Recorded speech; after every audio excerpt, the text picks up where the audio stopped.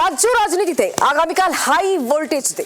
2006-এর সেই স্মৃতি আবারও ফিরিয়ে আনছেন রাজ্যের মুখ্যমন্ত্রী মমতা বন্দ্যোপাধ্যায়। সেই সময় তিনি বিরোধী নেত্রী ছিলেন, সিঙ্গুর আন্দোলন করেছিলেন, 26 দিন টানা অনশন করেছিলেন। আর এবার এসআইআর এর যে যুদ্ধ চলছে, এসআইআর বিরোধিতায় মমতা বন্দ্যোপাধ্যায় আগামীকাল মেট্রো চ্যানেলে ধর্নায় বসছেন।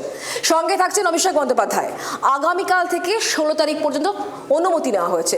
এখন দেখার বিষয়, এই ধর্না থেকে তৃণমূল কংগ্রেস তার সুর কতটা চড়ায়। লজিক্যাল ডিসক্রিপেন্সির নামে ইচ্ছাকৃতভাবে চূড়ান্ত তালিকা তৈরির পরেও আরও বেশ কিছু নাম বাদ দেওয়ার কোট আনকোট চক্রান্ত করছে নির্বাচন কমিশন, যার বিরুদ্ধে আগামীকাল শুক্রবার ধর্মতলায় এই মঞ্চ অর্থাৎ ওয়াই চ্যানেল, সেখানেই মুখ্যমন্ত্রী মমতা বন্দ্যোপাধ্যায়, তৃণমূল সুপ্রিমো এবং তৃণমূল কংগ্রেসের সর্বভারতীয় সাধারণ সম্পাদক অভিষেক বন্দ্যোপাধ্যায় ধর্নায় বসতে চলেছেন। সিঙ্গুরে মমতা বন্দ্যোপাধ্যায়ের ধর্না ভারতীয় রাজনীতির ইতিহাস এক অন্য অধ্যায়ের সূচনা করেছিল। রাজ্যে ঘটেছিল পালাবদল। এবারের ধর্নাও কার্যত নির্বাচনের মুখে। ঠিক কোন বার্তা শোনা যাবে নেত্রীর কণ্ঠে, ঠিক কোন বার্তা দেবেন অভিষেক বন্দ্যোপাধ্যায়, সেদিকেই এখন অপার কৌতূহলে তাকিয়ে রয়েছে রাজনৈতিক মহল। জি 24 ঘন্টার জন্য ক্যামেরায় নবীনের সঙ্গে অয়ন, ধর্মতলা, কলকাতা। মমতা বন্দ্যোপাধ্যায় যদি ধর্ণা দেন আমি কি করতে পারি বলুন? কারণ রাজ্যের মুখ্যমন্ত্রীর একটা সম্মান আছে।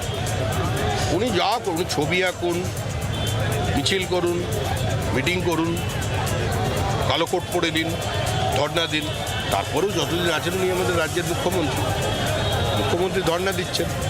ওনার মনে হয়েছে এই সময়টা ভালো ধর্ণা দেওয়ার পক্ষে, ওয়েদারও ভালো, ধর্ণা দিয়েছেন। দাদা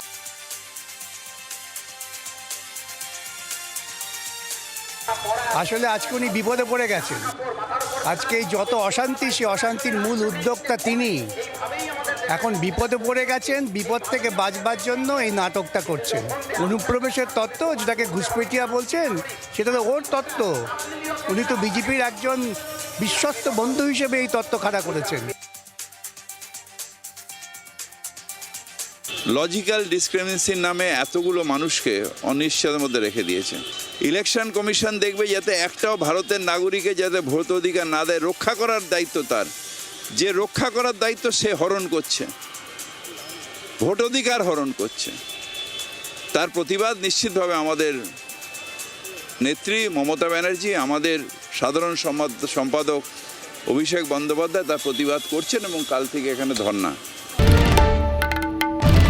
বাংলার আওয়াজ, বাঙালির আবেগ, জি 24 ঘন্টা।